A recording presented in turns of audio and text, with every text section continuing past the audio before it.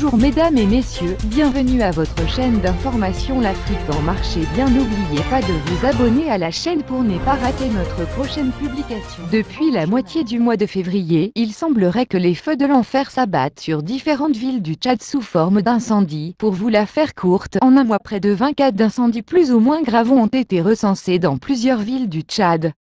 Y passent des boutiques, des marchés, des alimentations, des maisons, des boulangeries, et rien ne présage une fin demain. Face à ces incendies, les accusations et les théories les plus fumeuses ne cessent de fuser. Mais avant de parler de sorcellerie et des théories du complot de tout genre, rappelons-nous qu'il y a des gens qui ont tout perdu, leur commerce, toute leur fortune et pire encore, il y a eu des morts.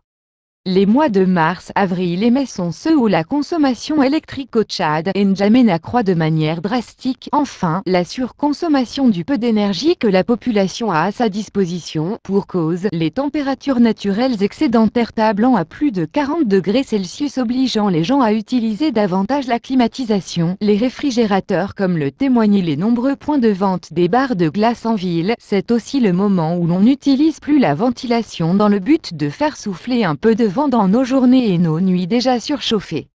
Mais alors comment s'y prend la population face aux incendies? Il faut dire qu'il existe des causes rationnelles et cohérentes imputables à l'imprudence de l'homme et je m'en vais vous dire comment. Sur le plan électrique, nous avons la mauvaise utilisation d'équipements électriques tels que l'utilisation de multiprises faibles pour des appareils à grande consommation électrique, le vieillissement des câbles électriques, la mauvaise isolation de ceux-ci, la surcharge des prises, l'utilisation des appareils désuètes, l'installation des appareils avec des puissances électriques plus élevées, les fusibles et disjoncteurs moins adaptés aux appareils.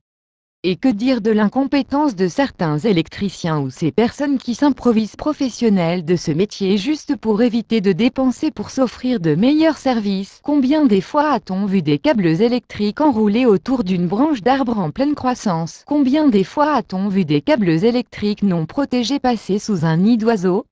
Et que dire de ces lignes de haute tension qui côtoient les toits de nos maisons comme chose normale? Des fils électriques sont posés sur des feuilles de tôle chauffant à 50 degrés sous ce soleil de plomb. L'explosion des bonbonnes de gaz butane due à leur mauvaise utilisation cause de façon régulière des incendies dans nos villes avec des conséquences souvent dramatiques. Dans nos marchés, les feux qui ont servi à cuisiner dans les cafétérias, ceux pour frire les patates douces et les beignets et qui ne sont pas bien éteints peuvent être à l'origine de grands incendies. Dans les villages, cette période est très souvent consacrée à la chasse lors de laquelle les chasseurs mettent volontairement le feu à plusieurs hectares de terrain afin de pouvoir chasser écureuils, lièvres, rats. Ce feu de chasse peut échapper au contrôle des chasseurs et causer de nombreux dégâts dans les villages et sur l'environnement.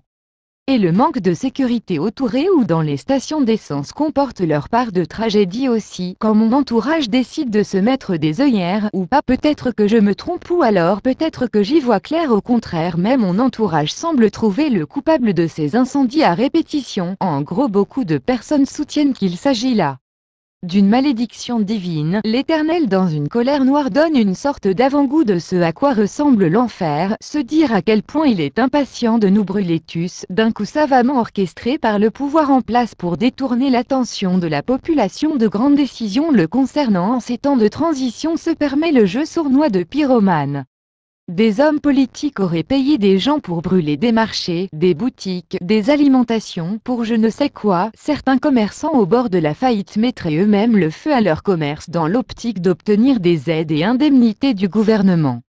Rien ne sert d'induire des gens en erreur lorsqu'on peut avoir des solutions réalistes pour diminuer les cas d'incendie dans nos villes. Il faudra penser à sensibiliser la population de manière régulière à une meilleure utilisation des appareils électriques et du gaz butane. Créer davantage des unités de pompiers dans nos villes avec des numéros verts fiables sur lesquels appeler en cas d'urgence. Multiplier l'utilisation des extincteurs dans les établissements publics, les marchés, les restaurants, les boutiques. Faire confiance aux banques afin d'y déposer son argent. Il n'y a pas de gloire à être millionnaire aujourd'hui et avoir toute sa fortune partir en fumée le jour suivant à cause d'un court-circuit provoqué par une multiprise de mauvaise qualité.